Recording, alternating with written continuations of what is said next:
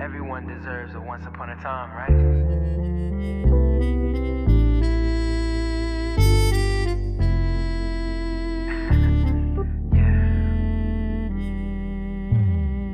Forget about the past, I'm here now. You have nothing to fear now. It's just you and me, so bask in it. I know you've been hurt in the past, girl. So have I. Just settle down and enjoy this communication and late night conversation. Let's fall in love.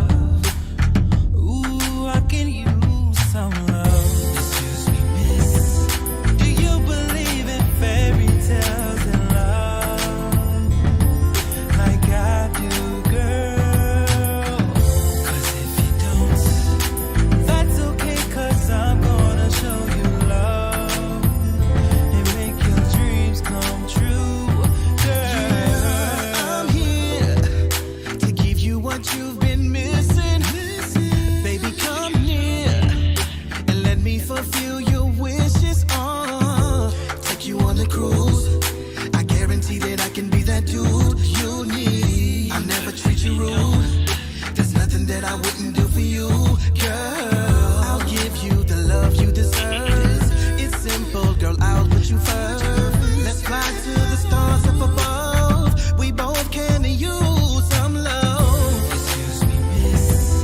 Do you believe in fairy tales and love like I do, girl? 'Cause if you don't, that's okay, 'cause I'm gonna show you love and make your dreams come true, girl. There's nothing more that I can say. I hope you feel the same way I feel about you, baby. I'm gonna give you everything, babe. You're my girl, girl.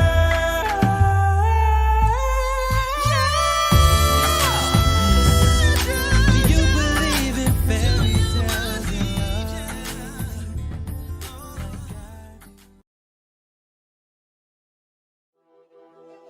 Oh boy, CO, we just missed another one.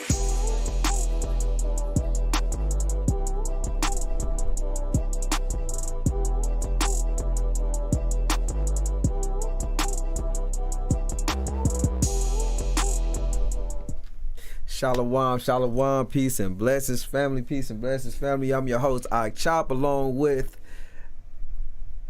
you muted, Ak. On mute, yeah. Yeah. Akshan in the building. Yeah. Look, that's that one accord right there. Yeah. Yeah, man. Oh, praise to the Most Shout out to High. all the listeners that's in. Pray that this be a great show for you all, just inspiration, as we aim to do every show continually. So without further ado, we're gonna dive right in. Get this thing presented. So we're gonna start out with the mission statement. We at TBT podcast / radio station aim to embrace those who are making positive movements that will take our people and all people in the right direction in all areas of life by way of entertainment / arts, spirituality, right? And an overall entrepreneurial mindset. So here lately, especially with this month, theme, which is couples working it out. Yeah. So last month we were doing more of a financial literacy type of vibe. So we just right now the Father or the Most High got us leaning towards that side. We're gonna get back into the music side of things here soon. Got some brothers that have been highly anticipated. Plan to get them on, but we got 2 more to round out this particular month. And I was able to get in contact with a couple, from back home. So they're waiting in the queue, ready to come on. So that's what we're going with. And like I said, I just want to allow everyone to hear their story, to see their journey, and get to know what it is they do. 'Cause like I said, it's all about the inspiration. We need that motivation to build the nation. All Mm-hmm. right. I like that. I like that. Motivation. This what you Inspir- get from this show is motivation to build the nation. Motivation and inspiration to building. Yeah, we got. That's another T-shirt. That's another T-shirt. Merch coming soon. Merch coming soon. Y'all make sure y'all look out for that. Merch is coming super soon. Me and Sean, we about to get together this weekend and we gonna put together some merch. Oh yeah, y'all should be seeing it next week. Facts. Big ones. Hold us to it. Hold us to it, y'all. And like I said, coming down, we I know we done said it plenty of times. Like I said, we're gonna be together this weekend. So, like Christ said, when two or more gather, here's in the midst. Factual. Hopefully that puts more fire or momentum to do a lot of these things we've been sharing with y'all that we're gonna do. So with the merch, we're gonna do a giveaway. So if we are able to come up with a solid shirt or even a hat, or put in the comment section some things y'all would like for us to put together, Right. we're gonna do a giveaway. We've been saying it. We're ready to go ahead and get to that 700 marker as far as subscribers. So y'all help us get there. For all the supporters and those that show love, y'all show love, we're gonna definitely show it back. You feel me? Big ones. Yeah. So we're gonna get ready to bring the guest on. mm-hmm. Once again, this month is couples working it out. We gotta work this thing out. No longer breaking up the families and things of that nature, right? Work it out, and we're gonna build. So shout out to Sister Kim Wiggins, always coming through and showing love. She might be one of the main ones that get one of the giveaways. We're gonna see which way to go with it. But like I said, we appreciate all the support. So if you ain't got anything else, man, we can get ready to bring the couple in, get this thing going. So without further ado, we are bringing in the Strong family. The Strong family is coming in. Okay. Shalom, peace and blessings, Strong family. Yeah, and they coming in. Y'all coming in strong. Coming too. in strong family. So, man, glad to have y'all in with us on our particular platform that we're striving to build to, like I said, like we just got you saying, bring forth motivation, inspiration to build the nation. In the nation, we talk about our people, but also, any particular area we're at, it's something about our people, man. We just got a certain vibe, a certain salt, a certain light about us. We'll dive into some of those things because I know that you all are somewhat familiar with, the things or the aim we believe in spiritually. So, without further ado, man, like I was stating, this is a young couple. I must say, me seeing you all from a distance, been inspirational. Definitely a good thing to see. Young brothers and sisters striving to do things the right way and jumping over obstacles and hurdles that may come their way, right? And that's what we're gonna get a chance to get to know you all's story and hear from you, and just get some insight on who Teddy and Tant Strong. That I'm giving this y'all nickname, right? Where y'all want to go? I know he got Theo. He got a lot of names. Is Theo actually a real name, or that's Theodore? Theodore is your real name? Yeah. So starting there, hey, just tell us a little bit about you all, yourselves, and we're gonna dive into some of the points we want to go into, and get into the ultimate point of what it is you all do. So just tell us a little bit about yourself, where you're from, anything you want to spill. Okay, cool. You want to start? I'll start. All right, cool. I'm usually the one starting. So, well, I'm Theodore. From raised here, the same way a lot of people assume because they say I talk different, but I'm from here. Head Start Tacoma. I guess as of no fact about me,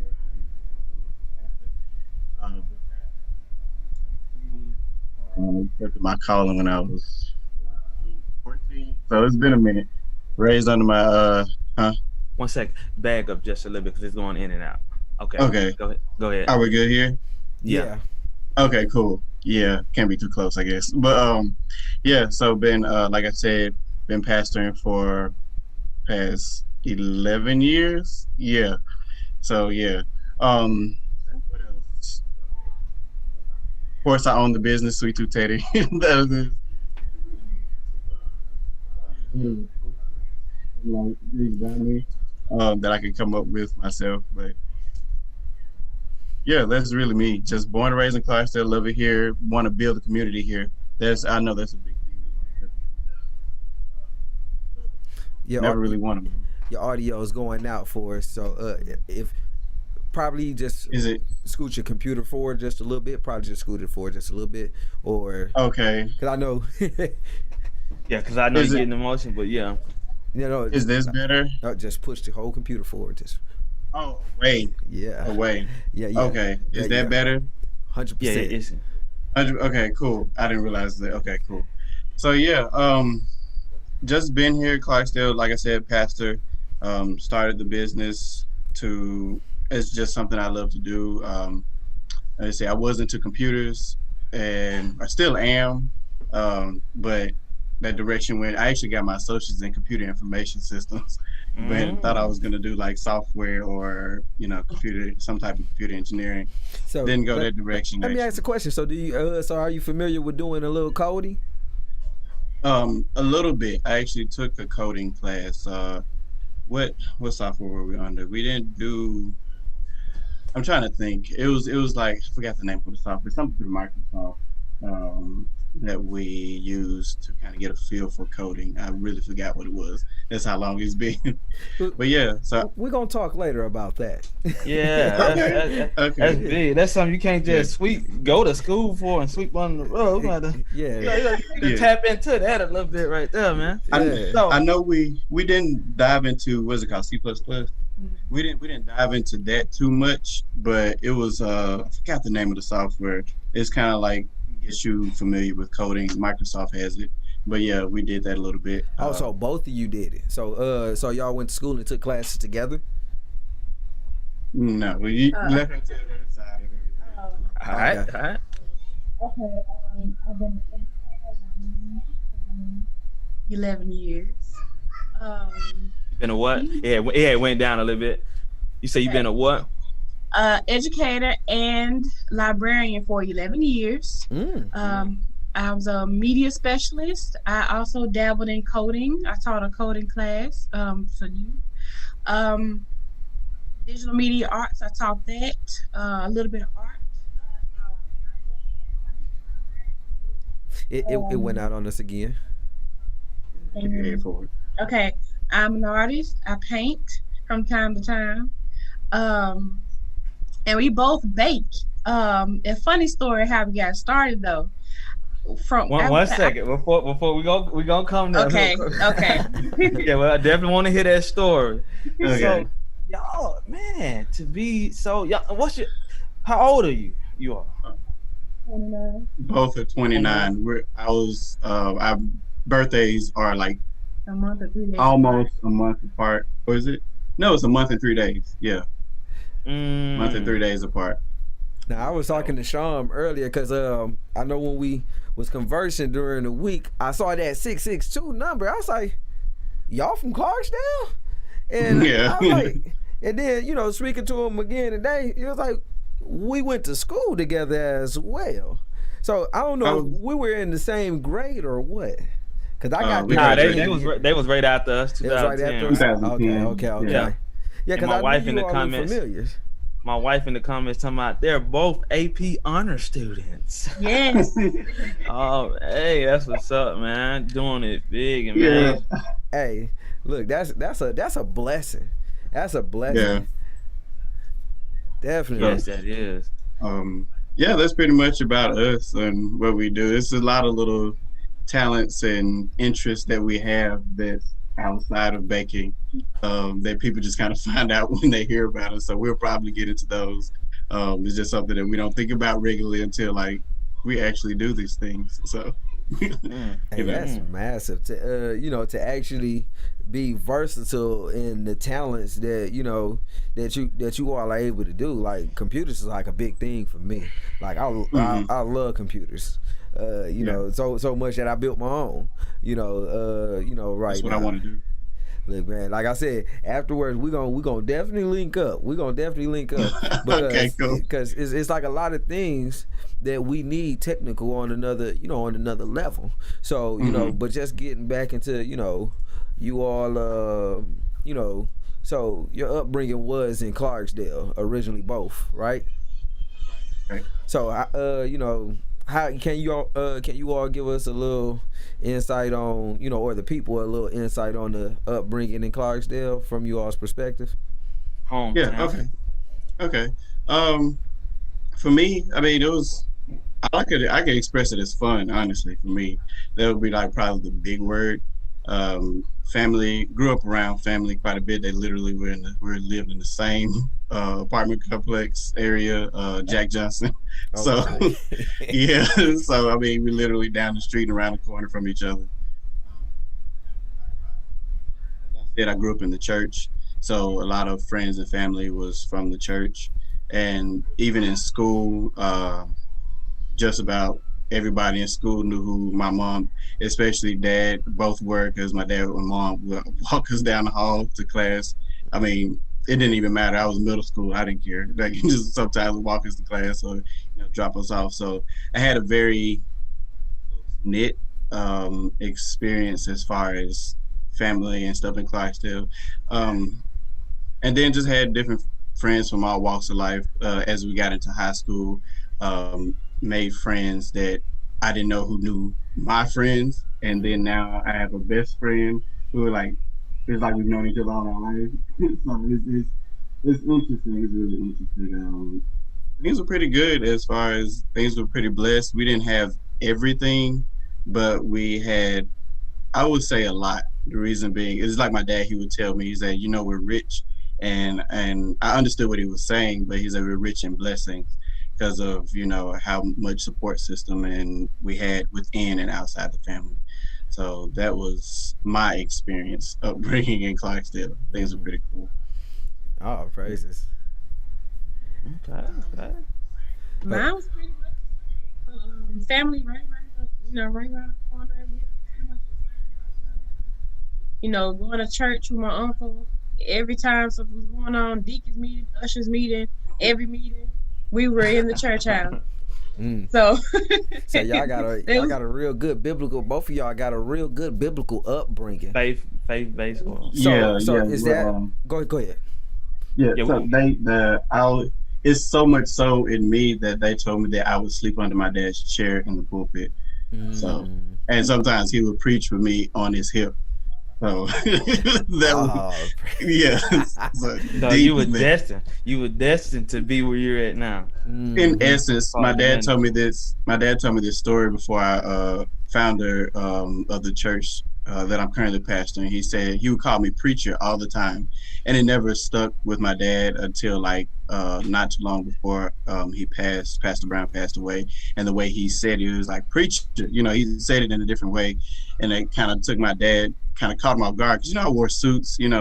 My dad's a pastor, preacher, so people automatically assume I would be, but that wasn't something that he was like, that's what you're gonna do. He would ask me what I wanted to do in life. He was like, you're going to take on after me. It was just like, okay, if that's what God calls you to do, that's what you're going to do. If not, then whatever God he gives you, use it, whatever shape, form, or fashion that is. So yeah, most definitely was deeply rooted in the church. Deeply. So I think you might be asking the same question that I'm asking, Sean. Go ahead. So no, I was gonna say I was gonna save that part for later, but we're here now. So okay. As far as the ministering, how's that been? You say you've been ministering for what, 11 years? Yeah, well, yeah, I guess you say I was installed as pastor when I was 18, but I've been preaching the word of God since I was 14. Like that was my first sermon when I was 14. Yeah. So how has that been? Or as in, I know it could be some pressures that come with being a minister, or even the stigma that comes with the expectations. Yeah. How's that been for you, and up until this point with you all in your marriage? This might be odd to say, but it's been pretty chill. That's like the first thing that comes to mind. The reason why I say it like that, because I know there are pressures, and that was a concern my dad had. I remember when I was 12, actually, like, Dad, I think God is telling me I'm going to, preach. I'm going to teach, and he was like, okay. And I think after a couple of years, he told me why he was hesitant, why I didn't give my first sermon until I was 14, because he was concerned, knowing what he dealt with, what pressures come with that, things people say, do when you're just minding your own business, when they don't know much about you and you kind of don't really get involved in like the world life, if you will. And so, and I definitely dealt with those things, but like, say in school, when there were plenty of people who showed, it's like, I don't know, to me, it was like the whole community plus some who showed it when I gave my first sermon. And so immediately everybody knew, but it wasn't, oddly enough, there were many who respected it, classmates, friends. Then there were some who would, I guess you would say, exploit it, because for example, my grandma, she was concerned that I wouldn't be able to be like a regular kid, teenager, grow, learn. I would have to be a robot stuck in the Bible all day, every day. She was really concerned, and she talked to my dad about that, and my dad had to reassure her, like, I'm not gonna do him like that. Like, I'm gonna teach him, I'm gonna upbring him, but he's still gonna be a teenager. Like, that's not going to stop. He's still human. Like, right. But he does know his place. And I think the reason why I accepted it much quicker is because I heard the stories of my dad and Pastor Brown and others who, like, I ran and I ran and I ran, and I knew God was calling me and all kind of stuff that happened. And in my mind, I'm like, I'm not about to do that. So let me just tell my dad straight up, I think, and you pray about it, we'll see what happens. So the pressures weren't, to me, they weren't holding me back or anything, or either felt like I was in some cases I felt the oddball, because I didn't really go to a lot of things. I didn't go to a lot of parties. I didn't do a lot of the things I guess people would expect you to do as a teenager in high school, into college. But at the same time, my viewpoint was live it out, talk to people about it, teach them about it. As we have conversations, they have me questions, I answer it to the best of my God-given ability, and just go from there. That's how I approach it. So I never felt like closed in, like I couldn't do anything, Still goofy, still creative, still enjoy life, have fun, can chat, talk, I guess what people call normally. That's pretty much how I viewed it. Now, to other people's view, they're like, man, a lot of people doing this and saying this. And to me, I was like, really? I ain't know nothing about it, because I didn't really let what other people say or think about me really stop me from being me, as God has created me to be. So that's solid. That's solid. Big ones for the youth that may come across this video. Be you. Be who God has created you to be. Don't worry about the peer pressures that come with your peers. Just focus on what makes you feel happy and good, and as long as it lines up with the will of God. We gonna heavily promote, as we stated in the mission statement. We heavy on the spirituality, and that's one thing our people need heavily right now. So let me ask a question real quick. You made that the thing that you was about to say. That's probably one finna go now. Okay. So how we I guess built a form of relationship with each other, right? Yeah. It was through, what most may call an awakening in these times we in, right? Yeah. Of self-conscious, identity, and just seeking more, right? Yeah. So for those that may not know, that know you, give them a little insight of where you're at with your biblical studies and things that have sparked your interest, in seeking God and seeking self-identity. Okay, cool. So I've been seeing you on Facebook for like a minute. You know, we linked up on Facebook. I don't know how we end up becoming friends at some point on Facebook, but we were friends. This is how a lot of my friends are on Facebook. But yeah. So what happens is I know I'm gonna just be straight up. A lot of people have heard of the Hebrew Israelite movement and ideology. And so what it is I was like, let me see what that's all about. Because I was interested, and then we had chatted, my wife and I, we got on the phone with you. I remember that from our viewpoint in the car, we were dropping a friend off at the airport actually. And as we were talking, it's like we got this, how can I put it? I'm gonna call it a fire. It's like we were like this heat started to emit from inside and through my nose, and I was just like, bro, you know, that was the feeling. That's the best way I can describe it. Was like, tank, you know. So as of lately, we've been studying from the viewpoint that can I just be open about it? Just be straight up. Okay. So this is truth be told. We gonna tell the truth. So and this is what we have been from the viewpoint that we're teaching from at the church is from this viewpoint currently. But we came to the understanding that Black Americans have an ancestral connection to ancient Hebrews, and so that's the way I put it, you know. And so with that understanding, we had to develop from a different viewpoint, and even for those who may not believe, or as I'm gonna use the word, subscribe to that understanding or accept that understanding, we still teach the Word of God in the way, just on understanding that, okay, understanding the culture, the life, the times of the Hebrew Israelites. And that's something that I don't think a lot of churches do, whether or not you believe Black people have an ancestral connection or not. I think it does personally an injustice to the Word of God if you don't put it in the Hebrew context. Because originally, that's what it was all written from. I mean, you can, even Paul says it in the scriptures, you know, it's all started from there in the first place. So, and then Jesus himself is from the tribe of Judah. So that's how we, you know, teach from that perspective. And so lately with the church, and it's been helping with family life, personally, and even in our church, that's a big thing. I think we've been going through Genesis. I'm trying to get my thoughts together. We've been going through Genesis like extremely slowly. And we're looking at the life of Abraham, Isaac, Jacob, and such, and how they handled their family life in the ways of God, and how we are to the same. So that's what we've been doing lately.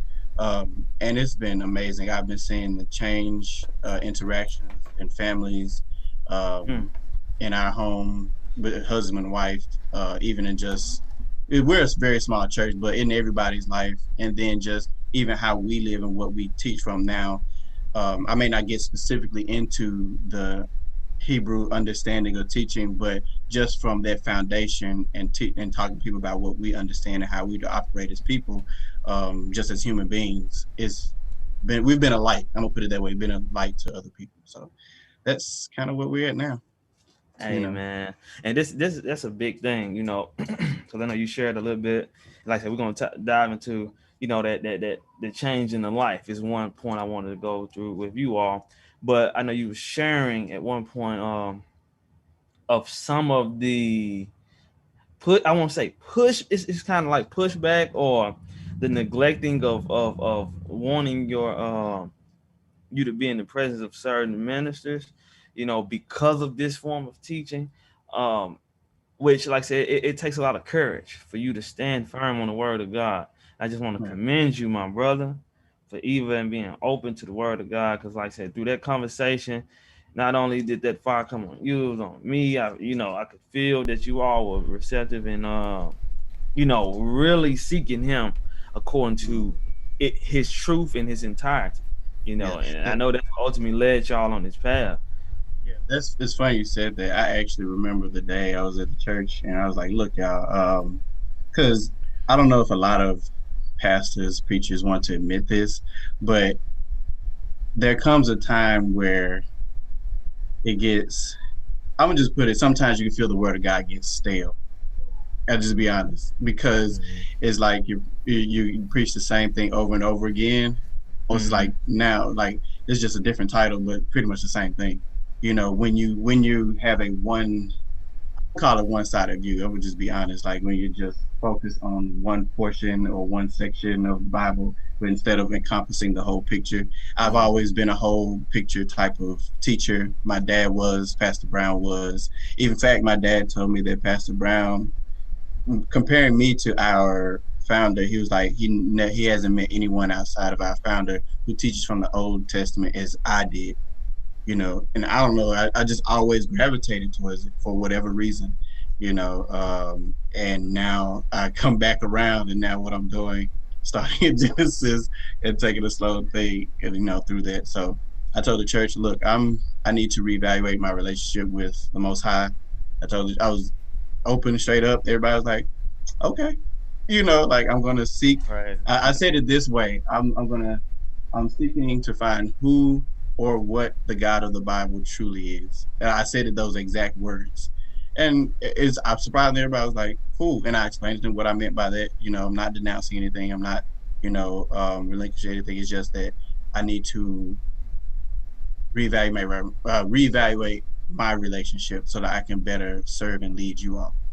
And they were like, cool. And we went from there, and I've been open about it. And I think that's a big fear. A lot of people are like, well, I don't want to be open. Well, you're going to have someone who's going to walk away. You're going to have someone who's going to stay. But it's all about teaching the word of God. At the end of the day, it's about his will, not anybody else's. Right. Factual, and man, respectfully. This major, bro. I just like I said, I want to commend you, bro. That's major. Yeah, it take a lot for someone, you know, especially in a seat over a flock and congregation, to, you know, be open and honest with their congregation, regardless of the flacking that they may get concerning them speaking what the Most High put on their heart. Yeah, it really does.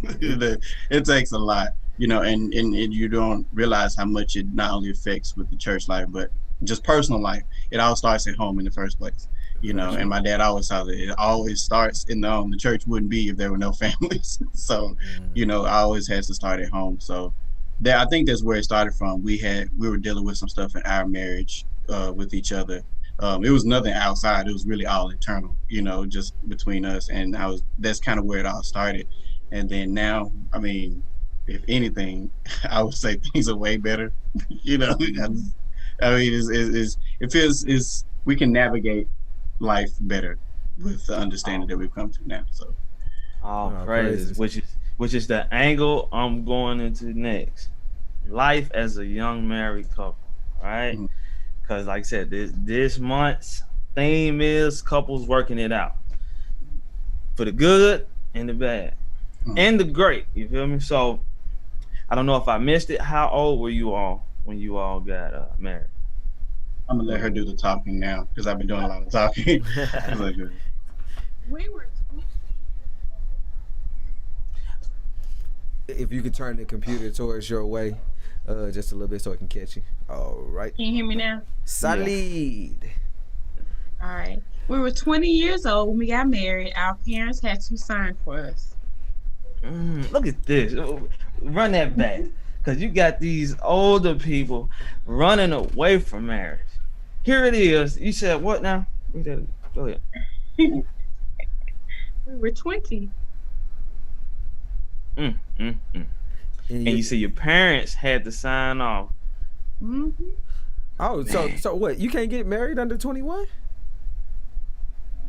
Can, but you have to get a parent to sign for you. Did not know in that. Mississippi. I thought it was 18 and you fly the coop, it's whatever after then. In some states, I think. Yeah. It went out. Yeah, it went out again. An adult has to sign if you're under 21 in Mississippi. I don't know if they changed it since, because it's been like 10 years. Yeah, like literally almost 10 years now. Yeah. So yeah, I don't know. Yeah, well, we're gonna find out. We're gonna find out because we're gonna go into a little statistics. But Yeah, I know. Let's be honest. The people ain't in no rush to get married, so they probably ain't changed nothing, man. So, but Right. so Yeah. how was that experience, and what was what do you all think prepared y'all to go ahead and make that major move like that from Yeah. your parents and all that being involved? And as early as you made it. Right. Um, I guess seeing my grandparents have a successful marriage Mm. and seeing my uncles and my aunts having successful marriages growing up around them, that kind of prepared me for marriage. And also, while we were dating and we were talking about it, I actually went to the women in the family and asked them about marriage. And then I asked the men in the family about marriage. And all the women gave me bad advice. All the Mm. men gave We me may have to bring you back to get some of that, insight on it, because that, like I said, I know we could probably have a whole show on that alone. Exactly. yeah. Look, time to get my handy dandy notebook so I can write some stuff down. Go ahead. That's just fine. So go ahead, Tant. But yeah, the men gave me great advice. They were telling me, "Oh, I knew you were gonna get you a preacher." They like they didn't have a little group talk about me marrying a preacher all my life. So,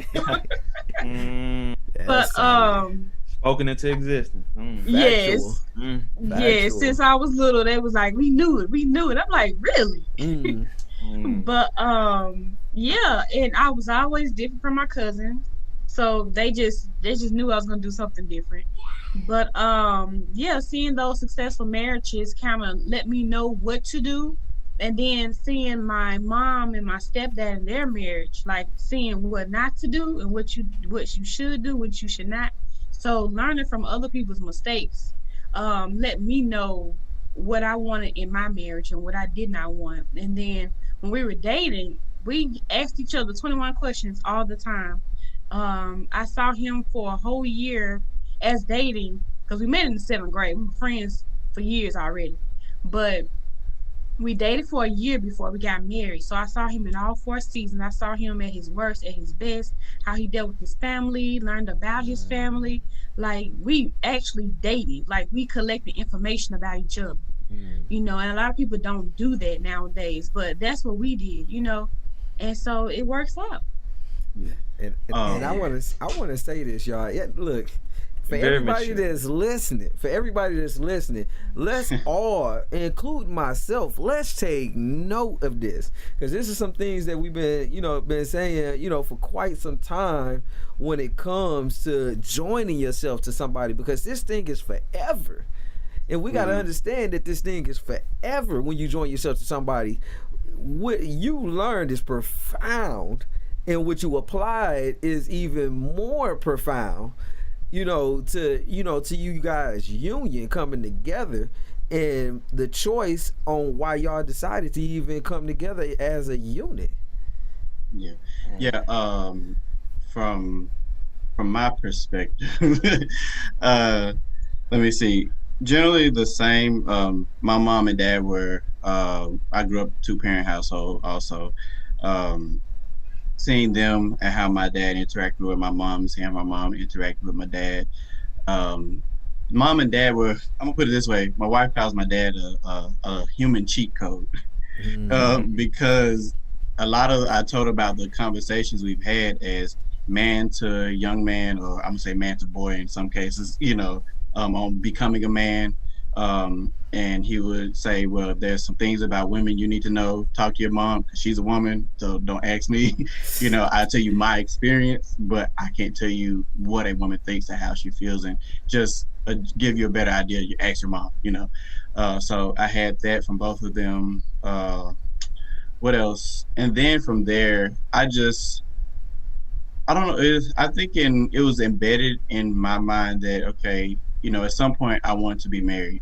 And we didn't, contrary to what our friends and some people who went to school with us, if anybody's watching, we did not date in high school.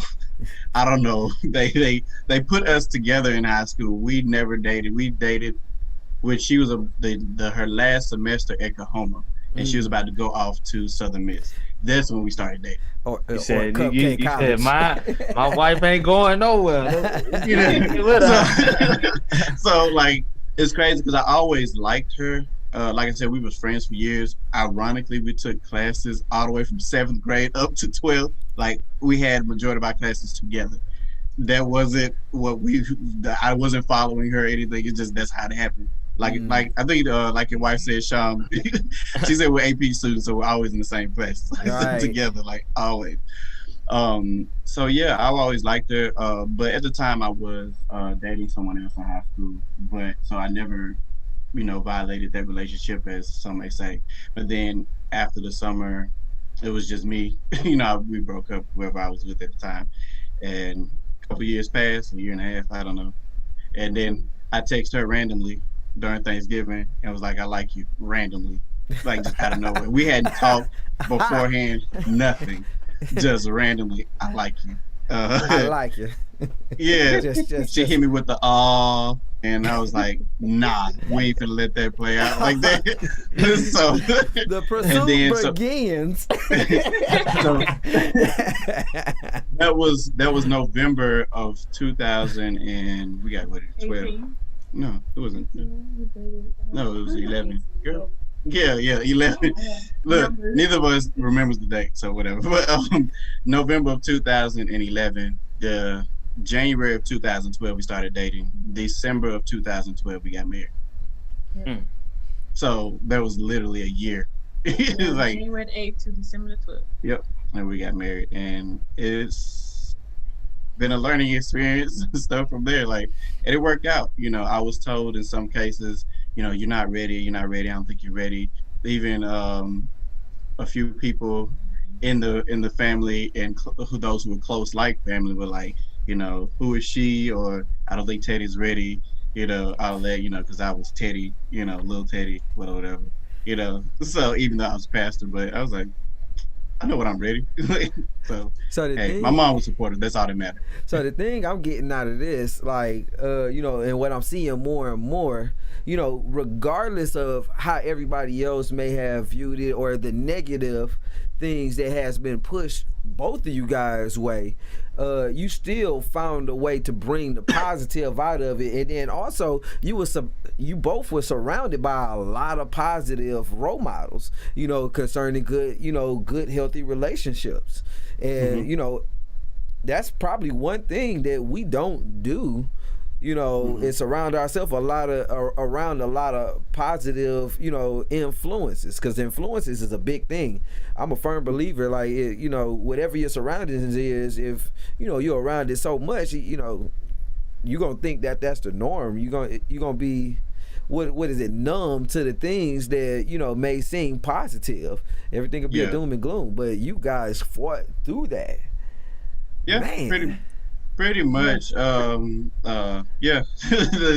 Somebody actually, a friend of ours, she says it's almost like I'm, what did she say? Like unaware? What was it? Mm-hmm. Yeah, she put it this way. She says it's almost like you're unaware or unaffected. Like we see it, we as in she and my wife and my mom and other people who are around. They're like, we see all this stuff coming at you, but it's like you're to the point of oblivious to what's happening, because I don't really focus on that. What are people gonna do? What people gonna do? This, Now I'm not saying I'm not affected at all. Like, I do have to pray. I do have to do some internal work and remind myself, like, man, in all honesty, I tell myself, man, forget those people and keep going about your life. Right. But other than that, for the most part, I'm just like, I'm gonna do me. As long as you don't try to harm me in some physical way, we cool. Just do you, I'm gonna do me. Respectfully. Respectfully. We cool. That's it. So that's how I am. So before we get ready to go into the second half of the show, okay, I got these statistics I'm gonna pull up real quick on the marriage. This is BGSU, marriage to divorce ratio in the U.S. Demographic variations 2018. So I put it in the chat, Chop. I don't know if you want to pull it up. Let me see here. Bring this in one scripture, and then we're going to go into the second half. Let me get Like I this. said, for those for the seasoned married couples and those aspiring, man, just hearing their story, that should be some great motivation. Trying to get this thing up here. Love is still in the earth, obviously. That's Yeah. a big fact. That's what we want people to remember. Like, man, this it's not over. You just takes time. Some quicker for others, but you know. Text message or The TBT radio chat. oh, okay, there we go. It's the BGSU education.edu. the 48 divorce statistics. Nah, the BGSU. Okay. You see Okay. it? Yep. Gotcha. BGSU. All right. Let me get this. So I'm not gonna read it all, y'all. It's some info in there. I'm just gonna get 2 points All right. and I got touch you. on that, and then we're gonna go into it. I got you. I know one of the things being like Chop was speaking on about the environment we're in. I mean, all praise to all of us on this particular show are married and seeking to doing this thing the right way. You know, all praise for that. See, this is one of the, like, stemming from our last month's, you know, endeavor in encouraging our people as a nation. We're building, well, pretty much when you look at it scripturally, in Ezekiel it says, can these dry bones live? Right? Mhm. The dry bones he was speaking about were the children of Israel, right? We've come to find out who we are. Now, it's been promoted in media and all across, you know, anything that's in connection with us. We're promoted as everything other than, you know, who we are, the children of God. You know, we hooligans, we thugs, now we thoughts and, you know, drug dealers, all this. This is the image that they've set up for us. Broken homes, right? Right. I don't think we understand the importance of, you know, having these beautiful unions and examples of marriages for the next generation and even the generation now. You know, this is a part of the building process because this is where it starts, especially for those that have children and offspring. They have to see what it is we're striving to set the tone for now. All right. Mm-hmm. So let's get some of the statistics right quick. I'm gonna go to the first one where it says marriage to divorce rate ratio by race ethnicity. By race ethnicity. Okay. Here we go. All right. So I'm just gonna read it. It says all racial ethnic groups have more marriages than divorces, right? Other race of women, including Asians, American Indians, Alaska Natives, and multiracial women had the highest marriage to divorce rate, meaning 3 women married in 2018 for every 1 woman who divorced.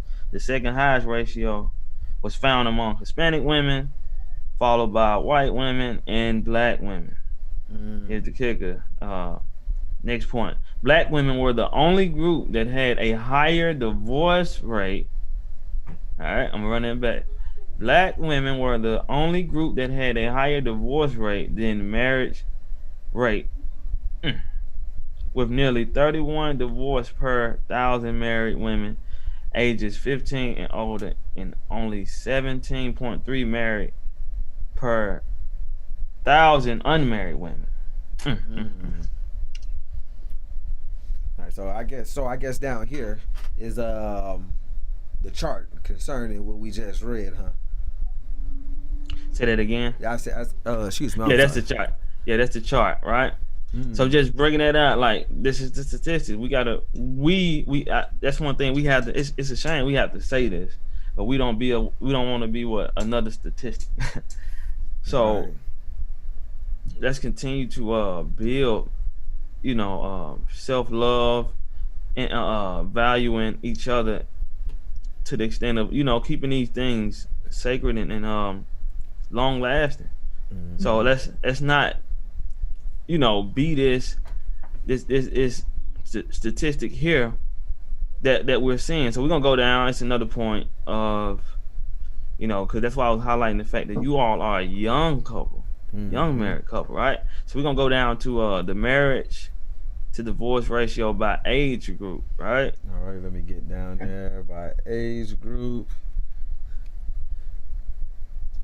Kabang, there we go.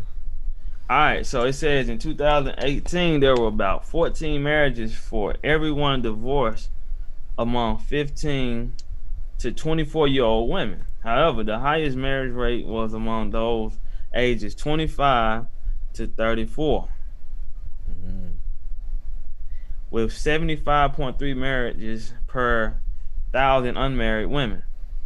Those ages 45 to 54, 55 to 64, and even 65 and older all had more divorces than marriages in 2018.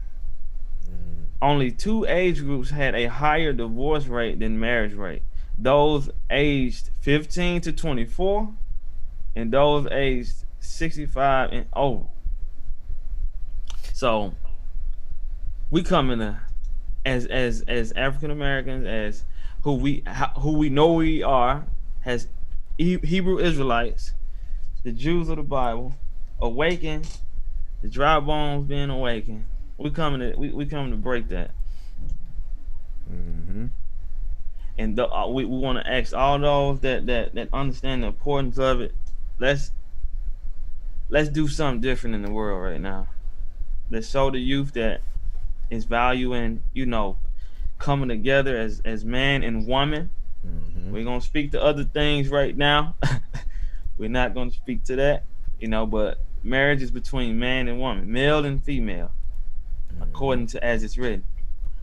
So as we go into the I want just one statement from both of you all. Okay. Why do you all think that is so? And I want from let's see. Yeah, I want from you, Teddy. Why do you think that's so? And Tant, what do you think, if you don't mind, can help us overcome that obstacle? Okay. Why do we think the divorce rate is so high? That's the question. Yeah. Okay. Ooh, that's a lot because we talked about this. If you could sum it into one statement, what one statement.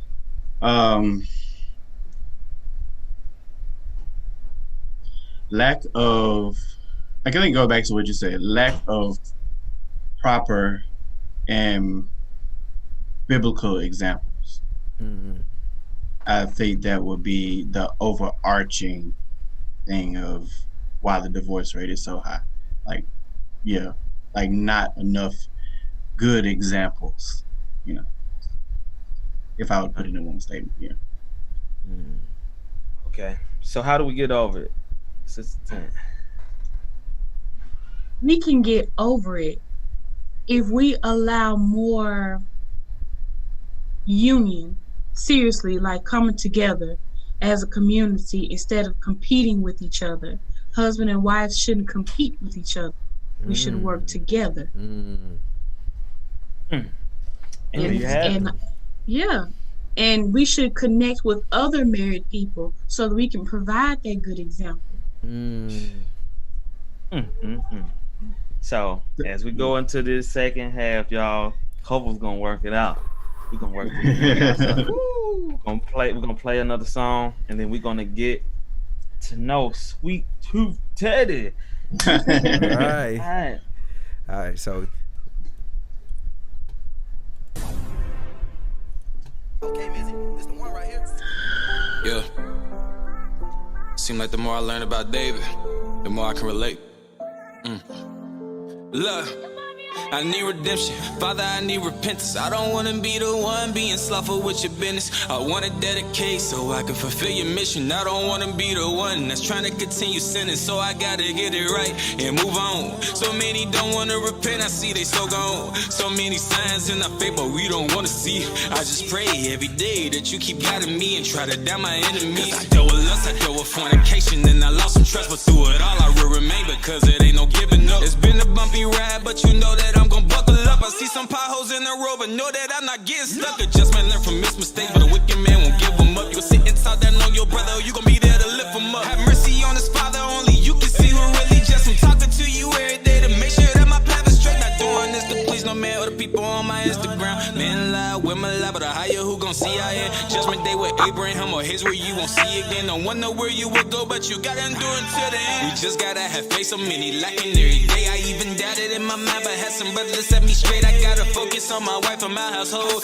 She stuck with me through everything, so no, we would never fold. Never go back down that road, so I'm killing that old man with my D's, my body cold. Spirit is what I'm on gold. I'm like David, no matter what, my light gon' show, just so you know.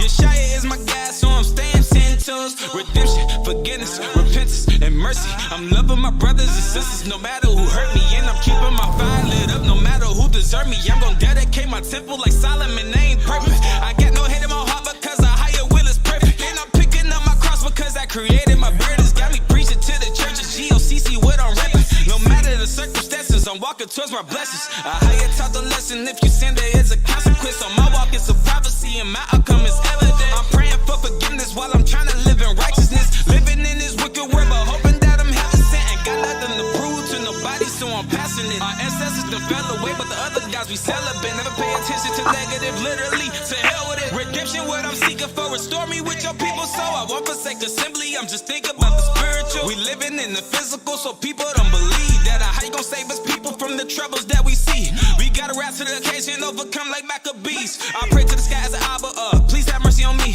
I sin, but I got back up, I pray you don't let go of me. I need your Holy Spirit to come take a hold of me. I'm never looking back, your redemption, all I need. I need redemption, Father, I need repentance. I don't wanna be the one being slothful with your business. I wanna dedicate so I can fulfill your mission. I don't wanna be the one that's trying to continue sinning. I need redemption, Father, I need repentance. I don't wanna be the one being slothful with your business. I wanna dedicate so I can fulfill your mission. I don't wanna be the one that's trying to continue sinning. So I gotta get it right and move on.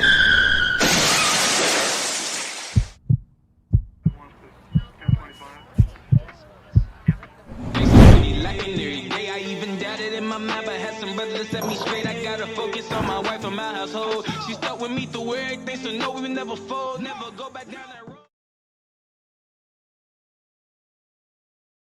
Most high, y'all unmute y'all mics for me real quick. All right, we are back. That was a video by our beloved brother Akshadayawa out here putting in the work throughout the four corners of the earth, man, pushing this gospel, man. Love you, brother. Shalom. So Shalom. So yeah, man, just like I said, that's what we all about, just promoting righteousness, setting the record straight for our people. If you want to see better, you tired of the injustices, you tired of us being at the bottom, it starts here. To the righteous tone, value marriages, treat each other right, and then let's do some things like strong family, build a legacy, build a company for your for your children. You feel me? So we're about to dive deep into Sweet Tooth Teddy's LLC. All right. Oh man. So this is a business. It's going strong. I've been seeing them. I got a chance to come down and see y'all. It's going what? Going strong.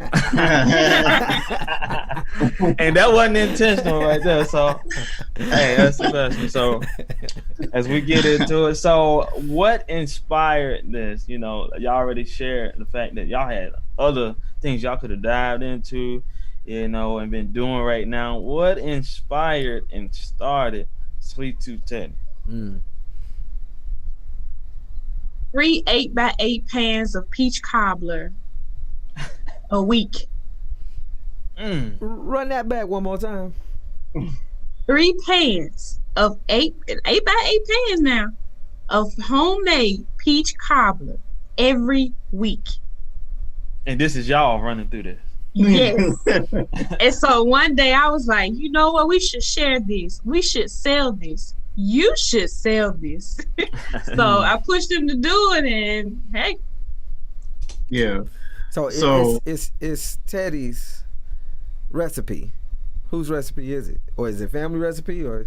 It's my tweaked recipe, because basically what it is so it is my recipe, but basically I was like, I don't know, randomly I wanted peach cobbler. It actually started with a pound cake in culinary school. And well, in high school I was taking culinary classes, and so we had this pound cake, and so I went and found the recipe again. I was like, oh, pound cake is good, but I was like, I want a peach cobbler. Like, I really want a peach cobbler, a good homemade one. Nobody I knew was gonna make it the way I feel it should be made, with fresh peaches, actually cooked, like not just canned. I don't mind canned, but too many people use heavy syrup, and that bothers me. And I have a thing with heavy syrup, like when I drink sodas or any drink, I can tell if it has high fructose corn syrup in it, and that bothers me. So I don't like that. So any of that syrup type of texture, I don't really get into all that. So that's why I made it myself. Yeah, we were eating it. Also, I had just, what is it? I'm gonna say I put it as in between jobs, but I was actually unemployed at the time because I was self-employed for a little while, but that wasn't going the way I wanted it to go. I'm gonna do it this way. I'm gonna tell you the timeline a little bit. So, as you know, I was in computers in school, ended up becoming a pre-K interventionist for the CMSD.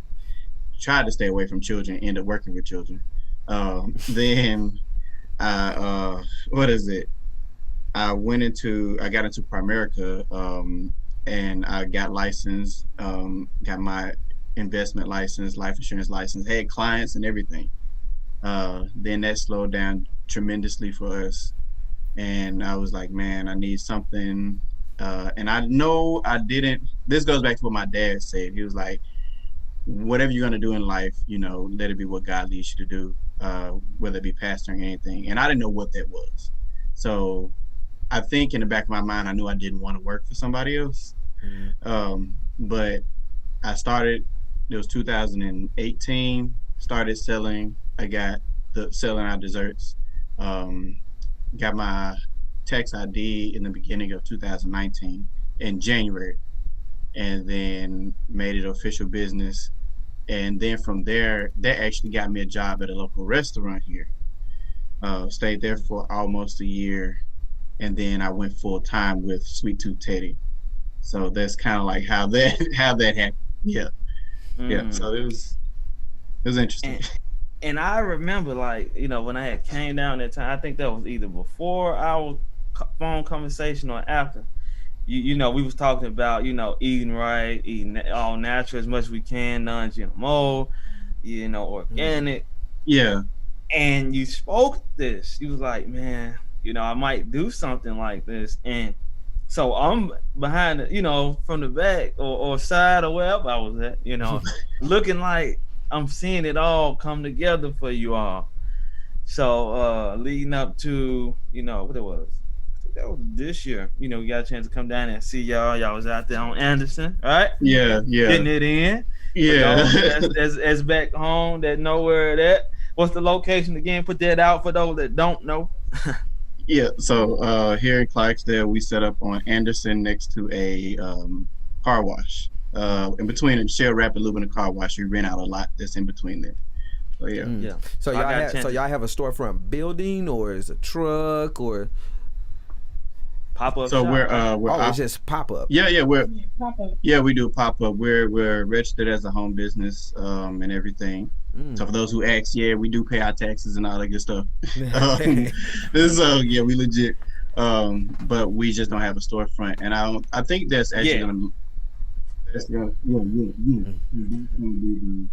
something we're gonna work towards, but I think the next step is a food trailer, not truck, but a trailer, because we don't really need the whole truck. We just need something that we can pull and set up somewhere. And we have so many people who want us to come different places, and right now we're traveling so much, so it'll be ideal to have a food trailer. And a guy told me the reason why a trailer is because if you have a whole food truck with the engine and everything, if that's in the shop, your business is in the shop. So he was like, you might want to just have a separate trailer from your vehicle that you just pull. And I was like, that's a good idea. Yeah. So, Yeah, I know, right? I was like, I wouldn't have thought of it, So that's where we're going to go to next, a food trailer, and they'll see us all over the place, all over the U.S. or Mississippi especially. So. And to all the people, when you start a business, try to soak up as much knowledge as you can, because that's that last thing that he said, as far as choosing between whether they're going to get a food truck or a food trailer, and kind of balancing them things out. We have to balance out the things that may be ending up being a long-term liability for us. Yeah. Thinking long-term is, it's a necessity as a business owner, because when you don't have that guaranteed check coming in from your employer, and then you're like, man, I got to pay this bill tomorrow or in the next couple of days, and sales have dropped for whatever reason, things were high, and then the next week it's just like it nosedives. You're like, what am I gonna do? You just have to trust that you have something good enough that people will desire, and eventually that random big order from that one person will come in. You're like, oh God, thank God I needed that. Then I can pay this and handle this. And at some point it'll become guaranteed, in the sense of people are going to call you. Like just now we got a call even though it's after hours, but people are going to contact you when you have something that they desire. You just have to you have to believe in it yourself and know it's good, and then everybody else will follow along, generally speaking. So, yeah. That's what's up, man. Factual. So I know I got a chance to taste some of the deliciousness that peach cobbler is hitting. I know one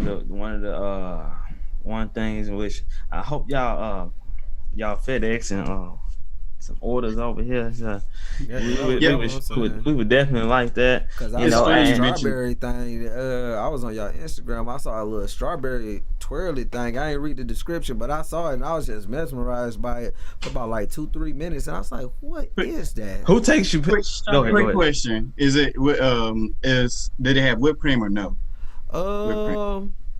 I don't know. I don't know if it had. I think it had some whipped cream on it, but it was kind of like it was like if you laid cakes around. It's a spiral cake. Yeah. Strawberry lemonade cake. I want one of those. I know exactly what you're talking about. Yeah. We're actually getting back. We've been doing some test runs. We did shipping for a little bit. Then COVID, quarantine, shipping slowed down tremendously, and we had some mishaps. And I was like, man, okay, the mailing service is tripping right now. So we're going to back up for a little bit, reevaluate, see what's the best way of packaging so it can last for at least 2 or 3 days if they're not going to choose overnight shipping, which for you all to know now has gotten really expensive. So if you want to overnight some desserts, it's a lot of money. I'm going to just put it that way. But some people, they're willing to pay it. Right. But yeah, so that's what we're doing, and now we're going to get back in it. So we'll definitely, if y'all want to, we can, y'all can be added to our test run list of shipping, and we'll get some desserts to y'all. We can definitely do that. Call me Sweet Tooth Chop. Right, and like I said, if we get it, like I said, we'll do it live, on our next, up and coming shows, man, and shout y'all out, for sure. So, I know my favorite, man, those peanut butter cookies, boy. People have been fiending of literally, like, they're like, y'all got peanut butter cookies? They get angry when we sell out. I'm like, I told you not to come an hour or 30 minutes before we're about to pack up. You know that people come here earlier. And people literally, we have it where we have what we call the dead period of, like, it's just dead and nobody's showing up. And then right after that 1 or 2, 3 people come and get like bags full of stuff, and you've seen the size of our bags, and they leave with it. And so I tell people, like, y'all have to come and get this if you want this, because there are people who buy for their coworkers, their families.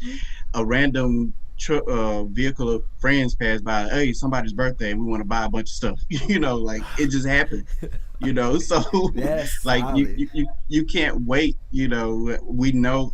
I'm gonna just be honest. We're a hot commodity right now. This is what's happening. That's how you have to have that confidence about what you have. And people have told us we're Facebook famous. I'm like, cool. I'm just doing what I do. Yeah, because I've been seeing y'all on the Facebook for a while. Because I noticed the picture that that I put inside of the flyer. I noticed. Yeah, I I thought they was gonna put on a purple. Hey, I thought y'all was gonna be out here. I was like, it's like okay, yeah. But this is an informal show. No need. Look, we are a family here. That's what we doing. We are a family here. So I've been seeing y'all doing y'all thing for a while, and I was like, I don't know how I even became, into the group or friends with one or the other. But like y'all said earlier, it was like, I don't know how we became friends, but it was like I've been seeing y'all do y'all thing from the background, but it was always popping up. I'm like, who are these people? And I don't know. But then when Sean brought it up, and I was like, I've been seeing them for a while. Then finding out that y'all from the Vegas, and it was like, oh snap!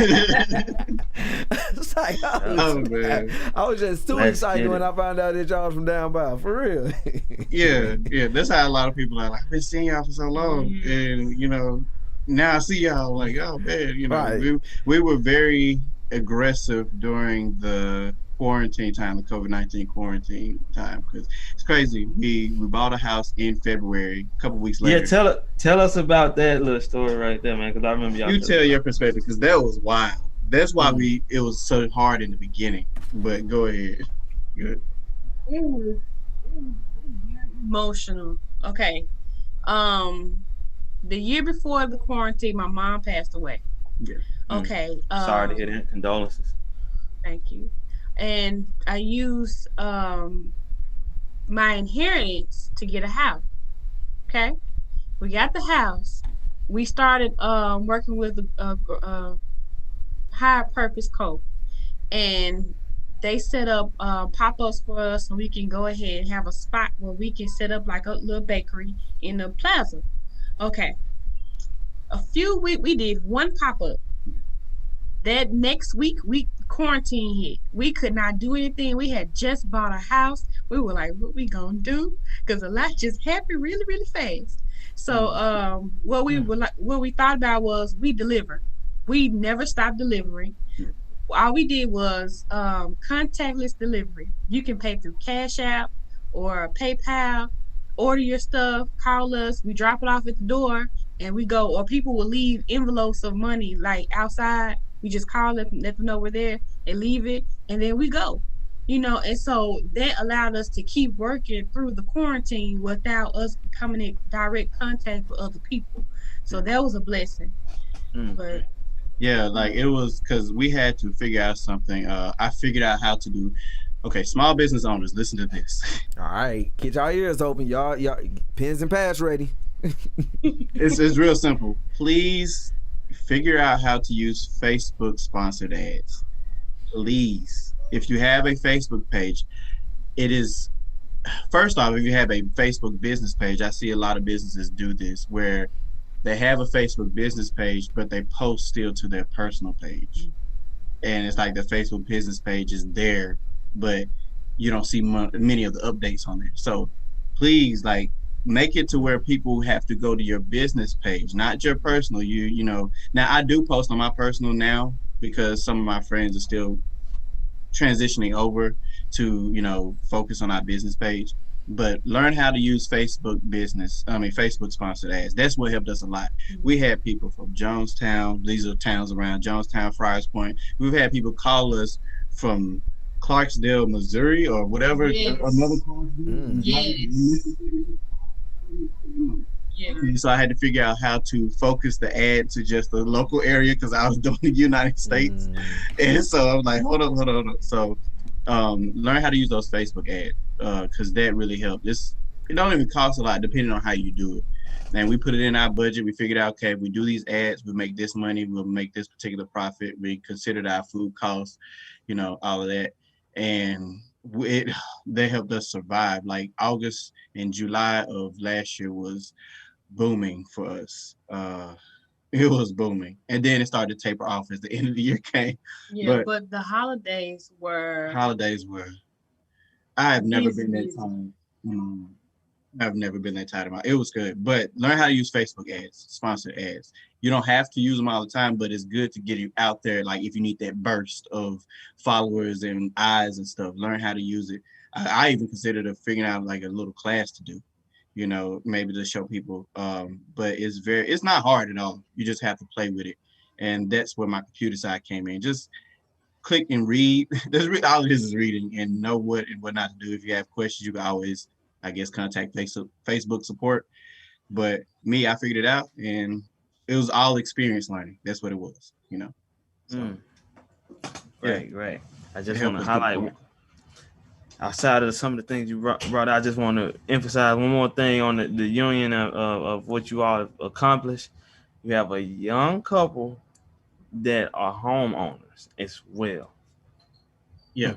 Just want to make sure that didn't slide by on you all.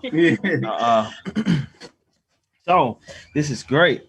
We're gonna get ready to wrap it up, and then I know I seen you post something on Facebook. I'm gonna get on that.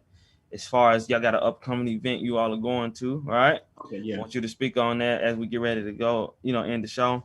But just in a nutshell, you kind of spoke towards it, how business is with everything that's going on. Would you say that business is lucrative, or is it more so it's just steady, or where exactly is it? It's more lucrative. Praise. We've moved past that steady mode, and we're getting to the point where we need to expand in the next few months. Hey, that's a great thing. Hey, everybody in the comments, send some hands up. All praises to the Most High. I want to see them. Look, and also make sure y'all hit that like button, hit the subscribe button as well. Look, all praises to the Most High for that. That He can give y'all that increase to be able to provide for yourselves, your family, and then also, be able to, do things in the community and be a pillar to the community and an example to the community. Because I know being down there, me living down there, I know Sean, we didn't have a lot of, our peers, giving us the best example, giving us the best example. Somebody just taking that initiative, and being in the community. That's real nice. It's beautiful.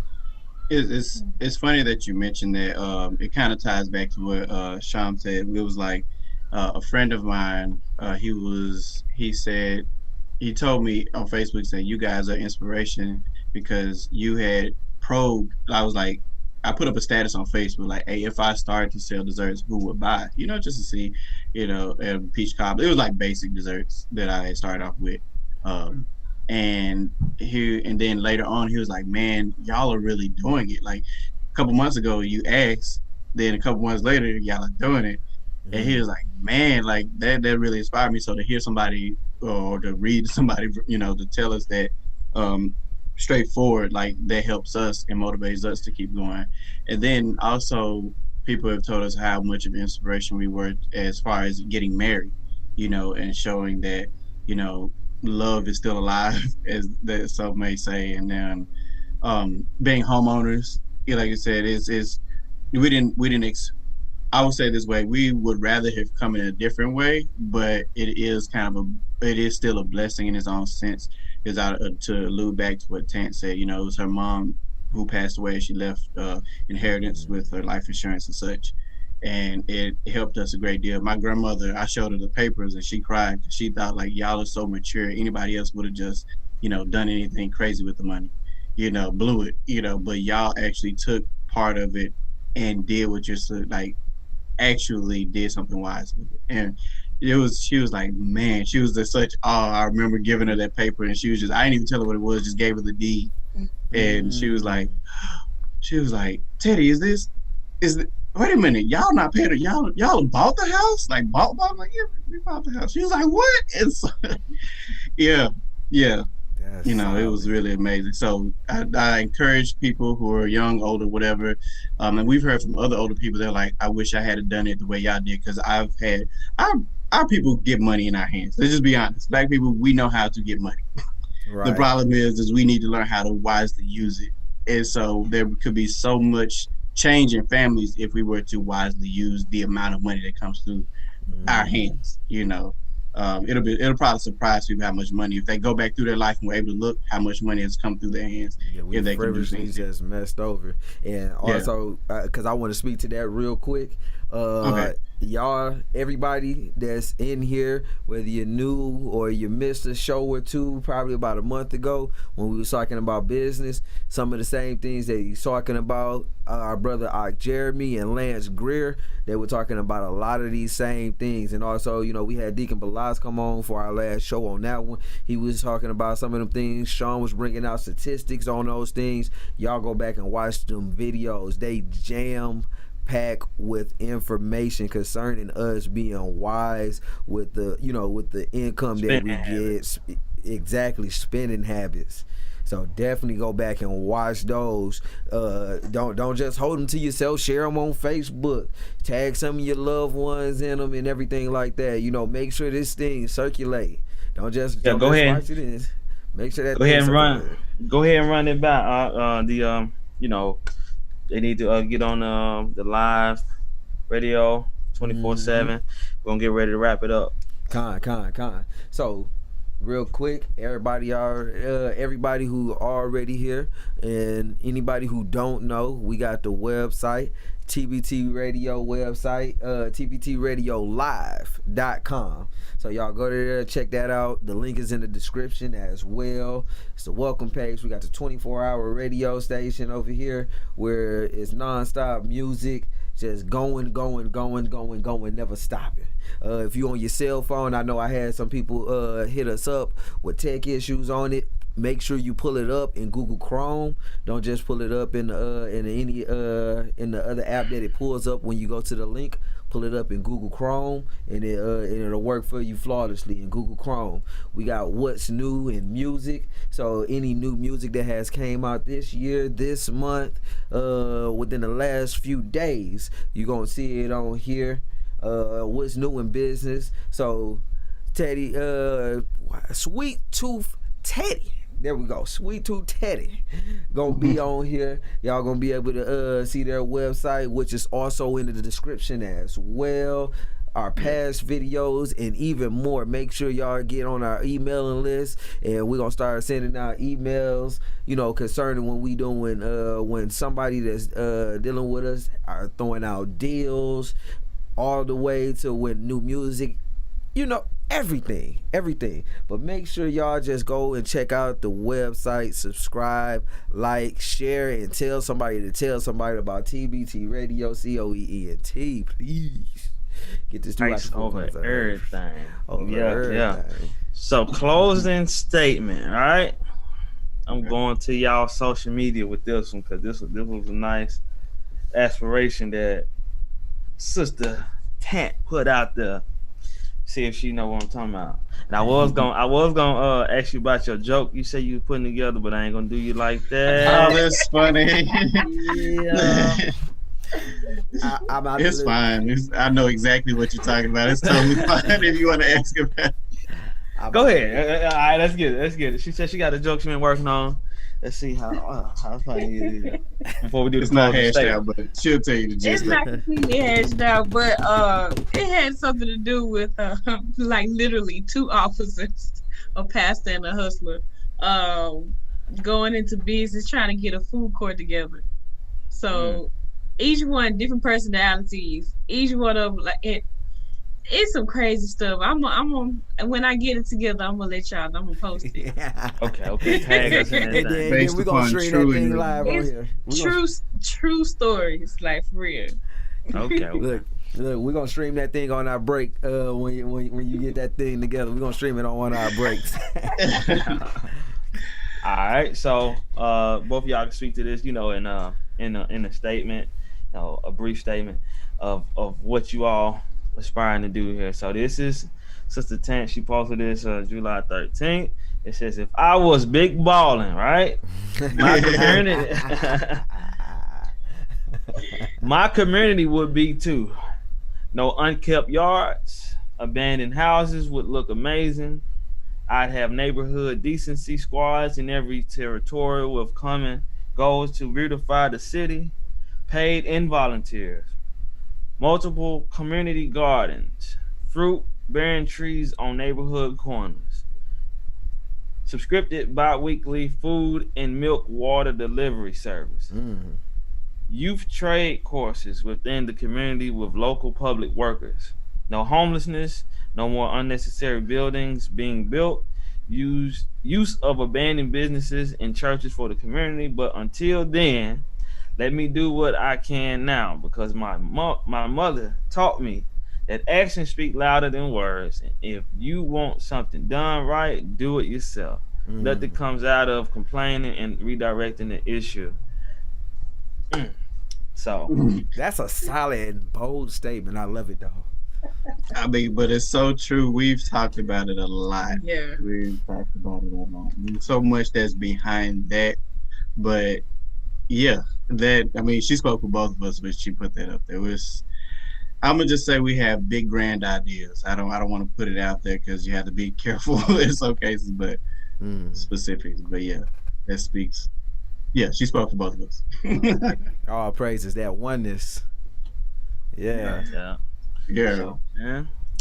Anything y'all want to speak to that? Because that was pretty strong. But if it's nothing else, it was pretty pretty strong. I'm sorry. People do that. People do that all the time with our names. All the time. You want to speak on that a little bit? That's just something that we want. Growing up and seeing how people messed over a lot of opportunities in the community, and how there were things going on, but they're not existing now.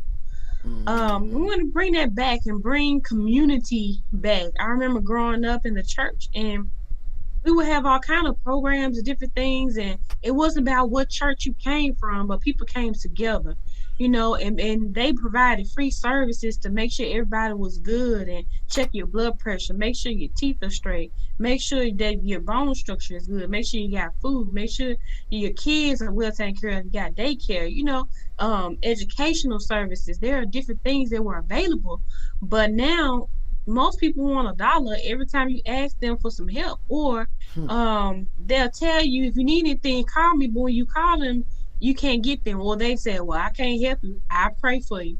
We got to get back into actually helping and being a community, because most people don't know nowadays. They don't know what being a community is, and a lot of people don't know what's outside of their neighborhood. They say that there aren't any opportunities, but if you walk outside your neighborhood, and you can see a whole lot more than what you're used to seeing. Go outside of where your schools are, where your church is, where your job is, and you will see more opportunities. But most people don't go outside of what they know. And also, don't just look for somebody to give you something, bring something. And that's our idea. You know, people say, well, there's nothing in Clarksdale. Well, I mean, well, you're bringing nothing to Clarksdale. That's my response. So what you're going to do, you know, and I'm not, now follow whatever God tells you to do, but don't blame where you are for where you are, if that makes sense. You know, don't just, at some point you have to outgrow your environment. You know, you have to, you know, and live above it. So that's what we're striving to do and live for, you know. All right. Say and less. There you all have it, man. Strong's family. Y'all stay strong. And with that, it's been a blessed show. We're going to end it out. We're going to pray on it, and we're going to stay on it. TBT Radio Podcast. Shalom. Straight and narrow path down the road, let's travel on. We gotta get away, bouncing out of Babylon. I need some kind of clarity when all these people stare at me like righteousness is a rarity. The heathens, this is heresy. They just gonna be mad at me. I do it for the family. And that's a higher by Yashim, Yeshaya, GOCC. Stay calm, get your bags fully packed. We know that it's the time, cause they don't know how to act. Pressure bust pipes, but we'll never crack. Been down so many times, all I do is bounce back. I'm sick and tired of this place, it's dumb wicked, to the point where you're spitting the truth, you hear crickets. Now the demons is lit, they so with it. They took your morals, now they snatching your soul with it. Stacking brick after brick, but it still won't mount up high enough, or wide enough to touch the kingdom that a higher had established from the start. He sent the angels down to split the languages apart, but we been set apart, cause we Jacob to the heart. Head start, ready, set, let's go. sipping on you marks. We jumping off the bus this time, no Rosa Parks. Before I ran, bust a move, we up, we saw the sparks. Elected people, yeah, that 144 now. It's time to flee, so I'm catching up with bro now. Only the powers of a higher can control him, and I ain't Lot's wife. Come on, it's time to roll shit. Break. Bam. We gotta get away, bouncing out of Babylon. Straight and narrow path down the road, let's travel on. We gotta get away, bouncing out of Babylon. Lead them to their cells, let them heathens get their Babylon. We gotta get away, bouncing out of Babylon.